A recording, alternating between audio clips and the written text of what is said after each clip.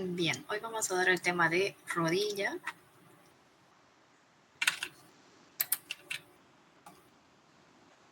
Vamos a hablar un poquito acerca de la anatomía.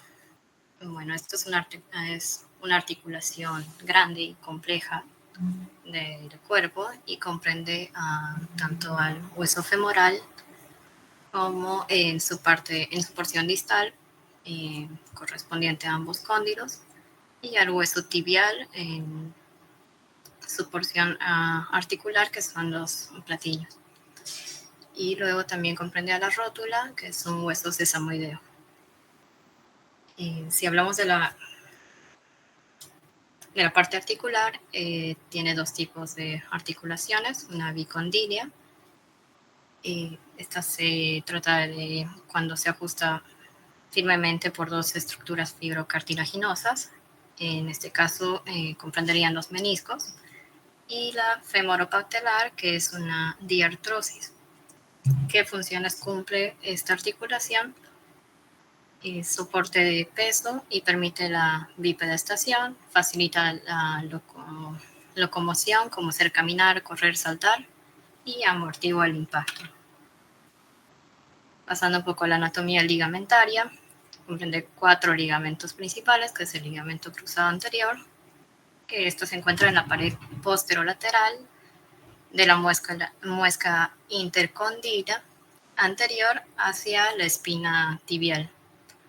Y el ligamento cruzado posterior va de la pared anteromedial de la muesca intercondilia de la cara posterior, a la cara posterior de la tibia. Y el ligamento colateral medial va del cóndilo femoral medial al borde medial de la tibia, y el lateral del cóndilo femoral lateral a la cabeza del peroné. Igual va a comprender algunos la anatomía tendinosa. La podemos dividir en compartimientos. El compartimiento anterior va a estar conformado por el tendón del cuádriceps, el tendón rotuliano, y este va a ayudar al mecanismo de extensión. Luego tenemos el compartimiento medial, que comprende a la pata del ganso, o también conocida como anserino, y al tendón del semimembranoso. Y la parte lateral comprende la banda iliotibial y al bíceps femoral. Luego hablamos un poco de las bursas. Van a cumplir una función de reducir la fricción y permitir el deslizamiento suave y de las estructuras durante los movimientos articulares. Y se van a localizar a nivel subcutáneo, como la prerotuliana y la infrarrotuliana, y estas van a estar entre los tendones y los huesos. Hablando un poco de los músculos, van a comprender dos grupos principales, que es el cuádriceps, que este es un conjunto de músculos, es en la parte frontal. Luego tenemos a los isquiotibiales, que comprende a los músculos posteriores del muslo, y estas se encargan más de la flexión. Y otros músculos que podemos encontrar es el popliteo, el tibial posterior, los flexores largos de los dedos, y que estos van a contribuir más que todo al movimiento de la rodilla y el tobillo. Entonces, hace rato mencionábamos la pata de ganso. Recuerden que esta está conformada por 3 tendones del músculo, que es el sartorio, el recto interno y el semitendinoso. Luego, en la imagen de la derecha, vemos una resonancia, donde ahí nos está mostrando el tejido adiposo. Son espacios llenos de tejido adiposo. El color verde representa el tejido adiposo infrapatelar o de Hoffa. El color azul, el tejido adiposo suprapatelar, y el amarillo, el prefemoral. Bueno, si hablamos de técnicas que son útiles para el diagnóstico de patologías en la rodilla, tenemos como principales, bueno, se utilizan todas, radiografía, ecografía, tomografía y resonancia, de las cuales son más útiles de acuerdo a qué vamos a valorar. El más útil es la resonancia. Y si hablamos de la radiografía, esta nos permite más como un estudio inicial del paciente en sospecha de una patología más ósea como fracturas o cuando vienen por traumatismos, lo primero que le van a pedir es una radiografía, de las cuales siempre se hace dos proyecciones, una antero-posterior y una lateral. Luego, si hablamos de ecografía, esta va a permitir valorar de forma más focalizada en sitios donde tenga algias el paciente, en caso de dolor, y se puede hacer de forma comparativa. Si bien tiene que ser una persona entrenada que conozca las estructuras que está valorando, porque esto comprende varios movimientos y sectores donde tenemos que apoyar el transductor y conocer si se trata de un ligamento, de un tendón, valoración de bursas. Luego, para la tomografía, esa normalmente se la pide para planificación de tratamientos, ya sea quirúrgicos o cualquier otro que necesite o requiera el traumatólogo. Bueno, esto ofrece ventajas porque tenemos una reconstrucción 3D y también existe la artrografía por tomografía que puede diagnosticar lesiones meniscales, ligamentarias o del cartílago. Luego tenemos la resonancia, que como les decía es como que la herramienta de elección, porque nos brinda datos tanto óseos como musculares, todo lo que es la parte blanda. Y bueno, recordamos un poco cuál es el protocolo. Tiene que estar comprendido por un T1, un T2 y un T2 con saturación grasa, ya sea un estiro o un FATSAT. Y si utilizamos contraste, va en secuencias T1. Y también tenemos una variante que es la artroresonancia, que como algunos ya lo conocen, es la administración de contraste intraarticular. Bueno, para los chicos que son de primer año, cuando estén viendo un dato de los cuales me enseñaron y se queda como dato útil, es cuando estén valorando las rodillas, van a ver una diferencia de cuando estén en el sector interno o en el externo en un corte sagital. Cuando estén en la parte interna van a ver que la parte de la tibia adquiere una disposición como de en copa, una disposición convexa, y en cambio cuando estén hacia el lado externo, los cortes externos de la rodilla, entonces la disposición de la tibia va a ser cóncava. Bueno, entrando un poco a las patologías, los podemos dividir en lesiones óseas y del cartílago articular, como son las contusiones óseas, fracturas por estrés, lesiones osteocondrales o la osteonecrosis. Lo más importante de esto es que se prefiere evaluarlas en resonancia, donde vamos a tener más que todo el conocido edema óseo, de los cuales nos puede guiar ese edema óseo a hacer hallazgos como que una fractura no desplazada, fracturas incompletas.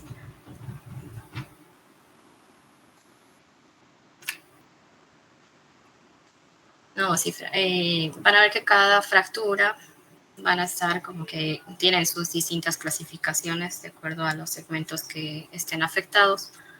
Hay un montón de clasificaciones para la parte distal del fémur, clasificaciones para la parte proximal de la tibia y también para fracturas de la rótula. Es importante mencionar que Normalmente las fracturas del fémur distal se dan por caídas de altura o accidentes de tráfico. Y luego de eso, las fracturas de la rótula es importante no confundirlas con las rótulas bífidas o las multipartitas.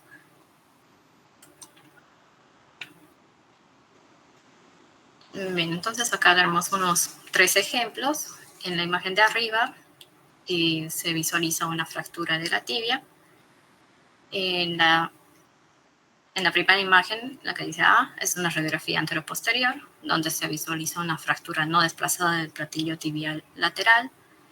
En la B y la C corresponde a una resonancia en corte coronal y sagital en secuencias T1, donde se visualiza una fractura no deprimida oblicua que comprende el platillo tibial lateral. En la segunda imagen tenemos una avulsión de la espina tibial anterior. Como se puede ver en la radiografía, se ve un fragmento óseo proyectado sobre la parte anterior de la articulación. Y en la resonancia en corte sagital también se ve una pequeña avulsión de la espina tibial anterior. Y en el tercer ejemplo también se ve una fractura deprimida de la tibia. Esta en la radiografía se la visualiza como una fractura deprimida del platillo tibial lateral, y en la resonancia en corte coronal y sagital se visualiza la fractura conminuta deprimida del platillo tibial lateral. Entonces, si hablamos de lesiones de tejidos blandos, tenemos a los ligamentos y a los meniscos. Bueno, primeramente un ligamento tiene una intensidad homogénea. Si esta la vemos muy intensa, entonces estaríamos hablando de que existe alguna lesión.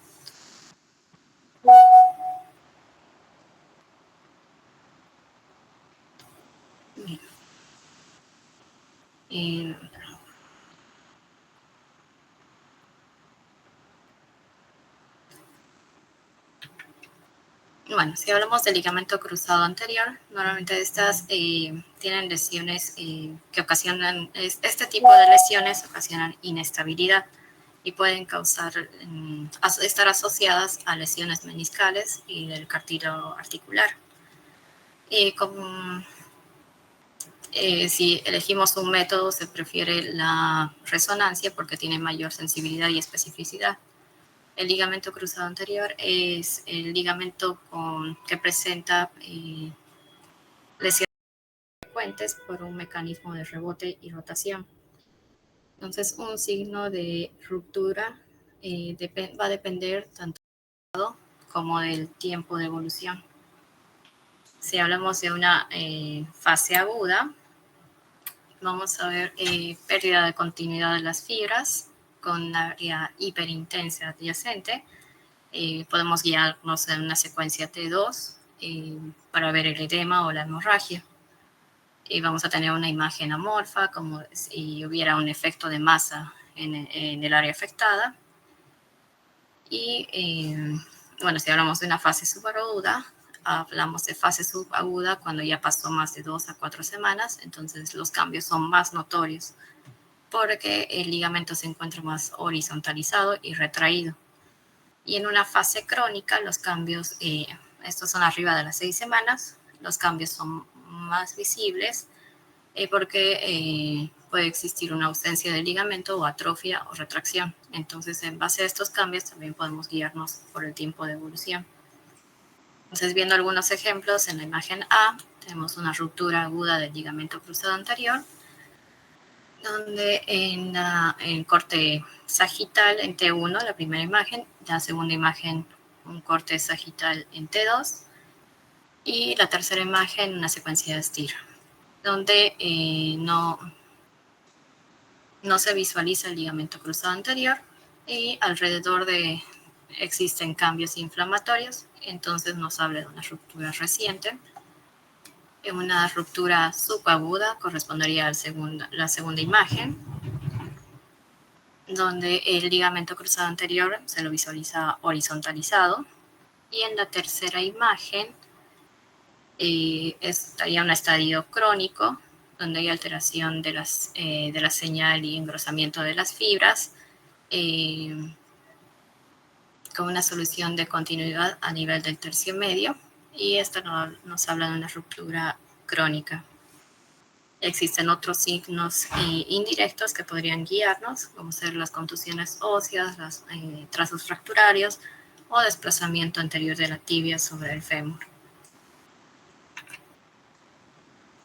Si hablamos del ligamento cruzado anterior, el mecanismo de lesión ocurre por impacto anterior en la tibia proximal con la rótula en flexión.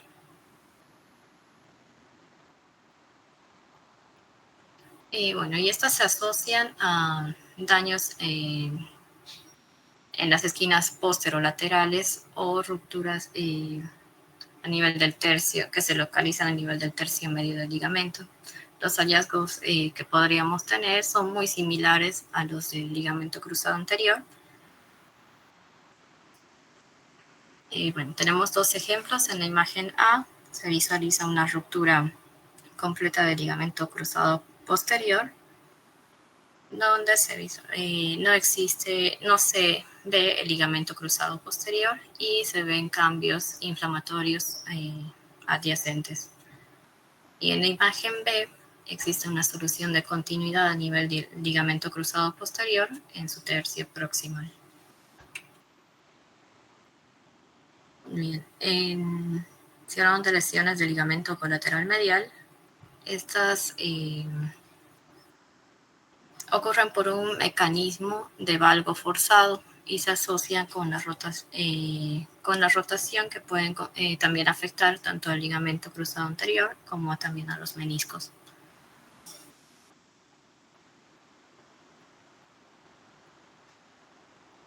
Bien, este tipo de lesiones muestran hallazgos más inespecíficos y se las puede clasificar como como esguince 1, esguince 2 o 3. Y si son lesiones crónicas, ya muestran un engrosamiento por fibrosis o pérdida de la grasa entre los fascículos. Entonces, tenemos dos ejemplos. En la primera tenemos un trauma de rodilla, donde se visualiza una resonancia en corte coronal en secuencia T1, y en la segunda imagen secuencia coronal STIR, donde existe una contusión del compartimiento medial, como indican las flechas gruesas, y no se muestra una alteración del ligamento colateral medial, y estas permanecen intactas, entonces se habla más de un esguince.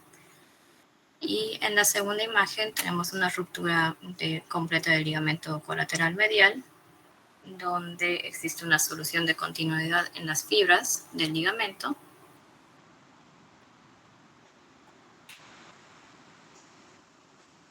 Y el ligamento colateral lateral aparecen por mecanismos de hiperextensión y varos forzados. Su lesión se produce por una pérdida de la continuidad de las fibras y un aumento de la señal de la esquina posterolateral, ya sea del fémur o de la tibia. Bueno, también tenemos dos ejemplos. En la primera imagen tenemos una ruptura del ligamento colateral lateral, y en la segunda imagen existe cambios inflamatorios, pero el ligamento colateral lateral se encuentra indemne.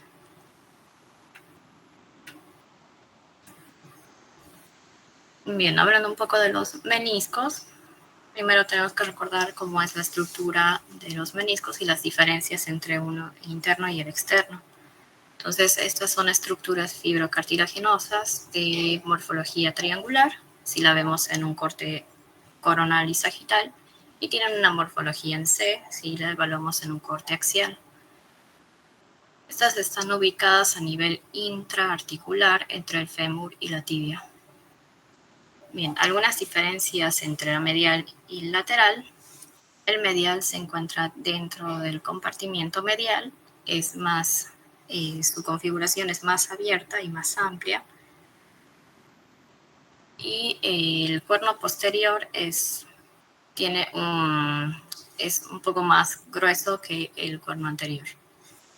Y el menisco lateral está dentro del compartimiento tibiofemoral lateral. Esta es una configuración más cerrada y más pequeña.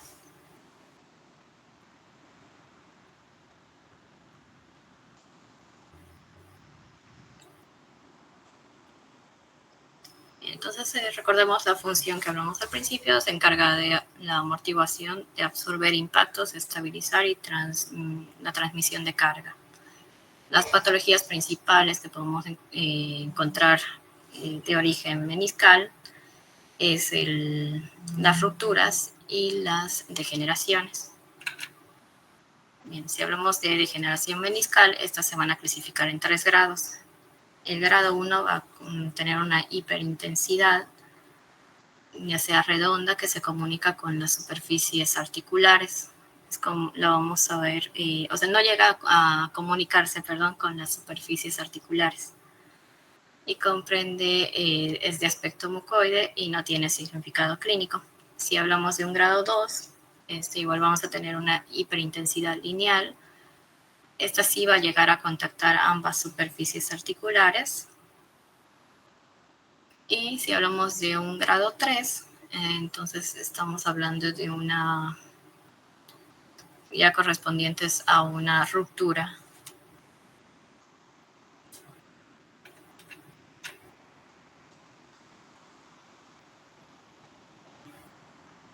Bien, tenemos 3 ejemplos. En la primera imagen tenemos un grado 1, donde se ve un área redondeada, hiperintensa, pero que no llega a contactar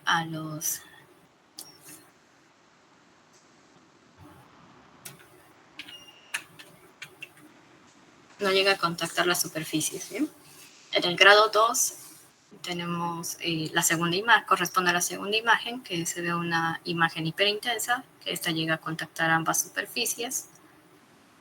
Y en el grado, de imagen 3, tenemos una ruptura meniscal.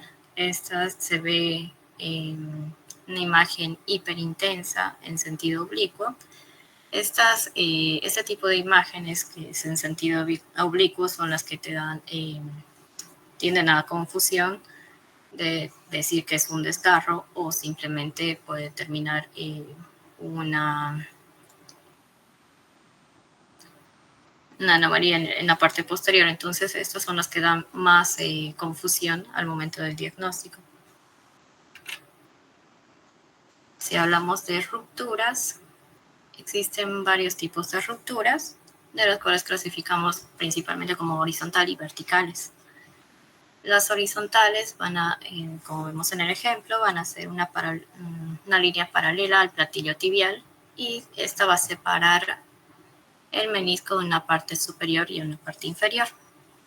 Si hablamos de los verticales, se las clasifica como dentro de este grupo a 3 tipos: las longitudinales, las oblicuas y las radiales. Las longitudinales van a mostrar una dirección vertical y van a estar perpendiculares al platillo tibial.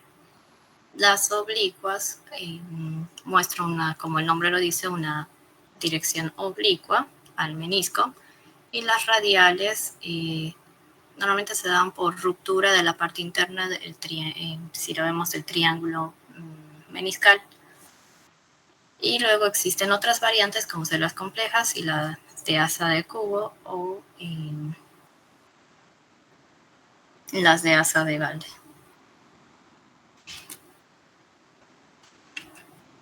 Entonces, vamos a ver algunos ejemplos. En la imagen tenemos una ruptura meniscal horizontal, donde vemos que una imagen hiperintensa en sentido horizontal que comunica el borde libre y la superficie articular inferior. Un ejemplo de la ruptura meniscal vertical En el ejemplo A tenemos una imagen que muestra un trazo en sentido vertical que se comunica con la superficie articular inferior. Y en la parte B tenemos una oblicua, una imagen que se ve un trazo oblicuo.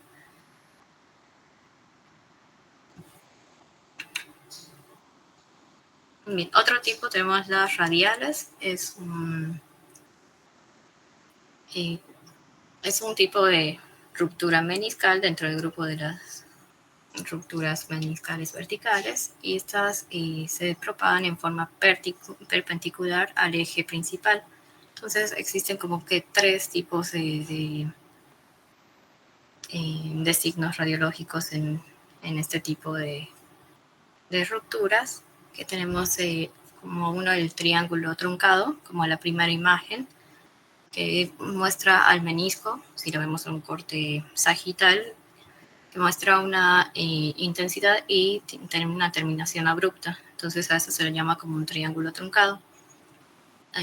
Otro signo tenemos el menisco fantasma, que tenemos una zona hiperintensa lineal, y después tenemos al otro signo, que es la ausencia del menisco, donde también puede ser un tipo de ruptura radial. Entonces tenemos dos ejemplos en las imágenes. En la primera se ve una ruptura meniscal radial porque tenemos una alteración en la parte medial del menisco. Y en la segunda imagen estaríamos viendo el signo que les dije, el del triángulo truncado.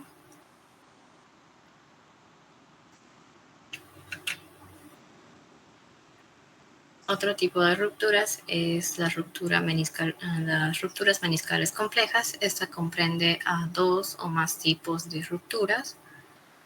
Y bueno, estas se dan, tenemos un ejemplo donde se ve una pérdida de la señal y de la configuración del menisco, donde normalmente los trazos que encontramos, hay algunas que se ven horizontales, verticales, entonces se la clasifica más como rupturas complejas.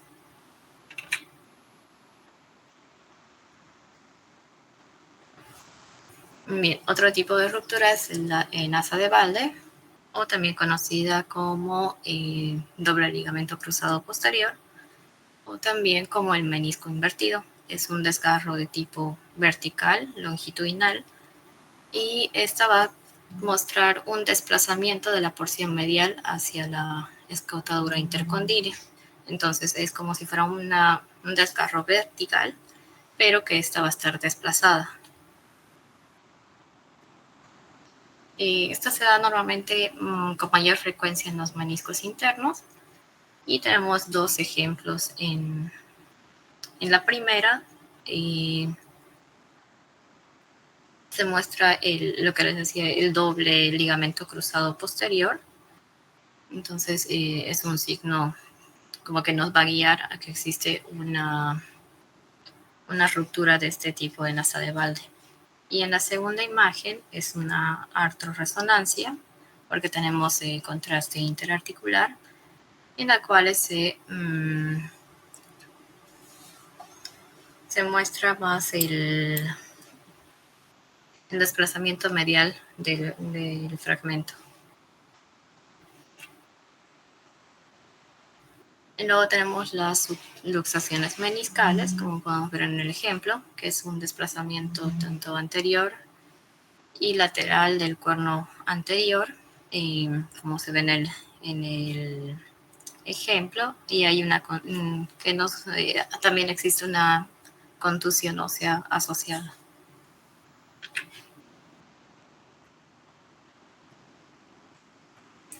Bien, otro tipo de conjunto de patologías tenemos las musculotendinosas, las quísticas y las que comprenden a las bursas. Las lesiones miotendinosas se pueden clasificar según su mecanismo, si son contusiones, estiramientos o avulsiones. Y estas pueden ir desde edema difuso hasta formación de hematomas. y se las clasifica en grados, grado 1, grado 2 y grado 3. En grado 1 podemos encontrar edema y hemorragia intersticial por estiramientos de las fibras. En un grado 2 ya comprende la ruptura parcial sin retracción del músculo con líquido, ya sea con líquido o hematoma. Y el grado 3 ya comprende una ruptura completa por retracción. Entonces, en el ejemplo superior tenemos un ejemplo de un hematoma muscular, donde en la radiografía se la ve como una prominencia, un aumento del volumen de los tejidos blandos en la cara posterior de la pierna. Entonces realiza una ecografía y se logra ver una imagen heterogénea definida, entonces se la clasificó como un hematoma. En la segunda imagen se ve un hematoma muscular. En esta se muestra una colección heterogénea que afectaba al músculo vasto externo y se la confirmamos porque se la ve hiperintensa en secuencias T1. Luego tenemos al tercer ejemplo, que es una lesión muscular de segundo grado. Como dijimos, es una ruptura parcial donde vamos a encontrar líquido perifacial, como muestra en el ejemplo, y que está afectando a las fibras del gemelo interno.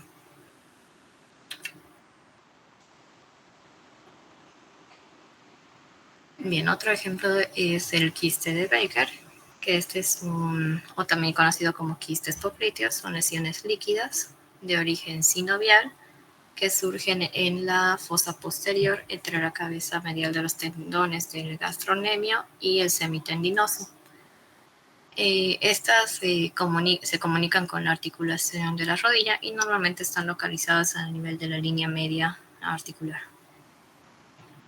En el ejemplo, tenemos un ejemplo como se ve en la ecografía. En la tomografía es un quiste de Baker crónico que muestraría calcificaciones. Y en las otras imágenes una resonancia donde se puede visualizar que se comunica con la articulación de la rodilla. Si hablamos de una bursitis, son patologías que van asociadas casi siempre a un diagnóstico cuando el paciente tiene un dolor medial en la rodilla y se comunican con la cavidad articular y normalmente vienen con el antecedente de traumas repetidos o alguna inflamación alrededor de la articulación. La más común es una bursitis de la pata de ganso. Y bueno, tenemos dos ejemplos. En el primer ejemplo tenemos una bursitis de la pata de ganso o anserina, donde se ve una lesión quística y septada.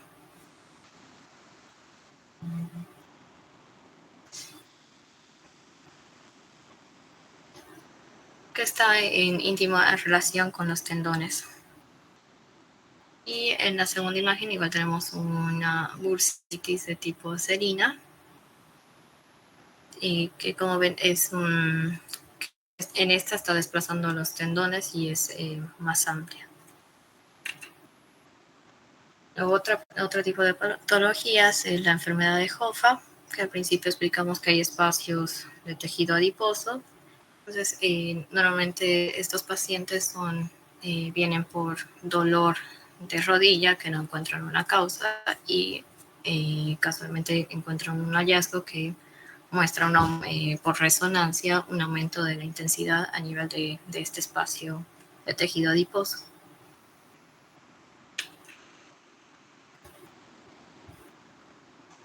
Bien, existen otro tipo de patologías que son las artropatías, como ser la artropatía degenerativa, la artritis inflamatoria y la sinovitis pigmentada. Y, bueno, un ejemplo, en la imagen A se ve una artrorresonancia donde el paciente ya había venido por varios estudios y no le encontraban ninguna alteración ósea, no le encontraban ninguna alteración en los meniscos. Entonces le hicieron la artrorresonancia y se ve en corte coronal, en secuencia T1, se vio un pequeño defecto de irregularidad condral que explicaba por qué tenía las molestias del paciente. En la segunda imagen se muestra una disminución del espacio articular con compromiso del cartílago y colapso meniscal. Esto es lo que le llamamos una osteoartritis tricompartimental y que lo mencionamos mucho, sobre todo cuando rotamos en rayos X. Entonces no se olviden que hablar de tricompartimental comprende la articulación de la rodilla tanto medial, lateral y patelofemoral. Existen otros métodos como es la laxometría, que no la realizan acá, pero es cuando se sospecha de una patología que va asociada más de origen condral. Esta la realiza más en pacientes que realizan muchos deportes, entonces este tipo de estudio va como que ven cómo va captando la difusión eh, del cartílago y en las áreas que hay más roce, entonces las va captando de distintas, podría decir, de distintos colores, que son las áreas de fricción.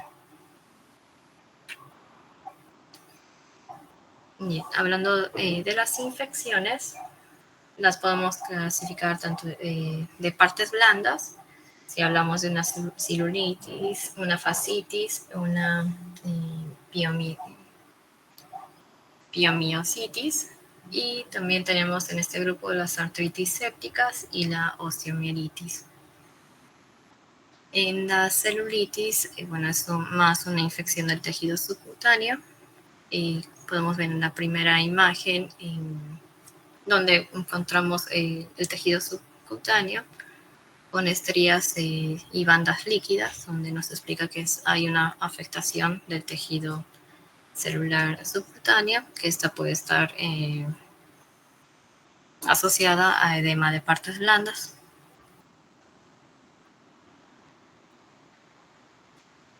Y en la tercera, en la imagen inferior, tenemos un tipo de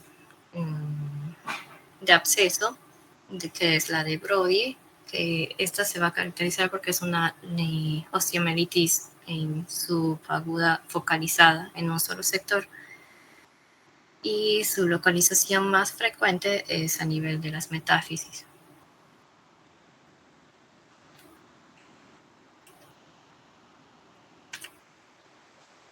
Bueno, eso sería todo.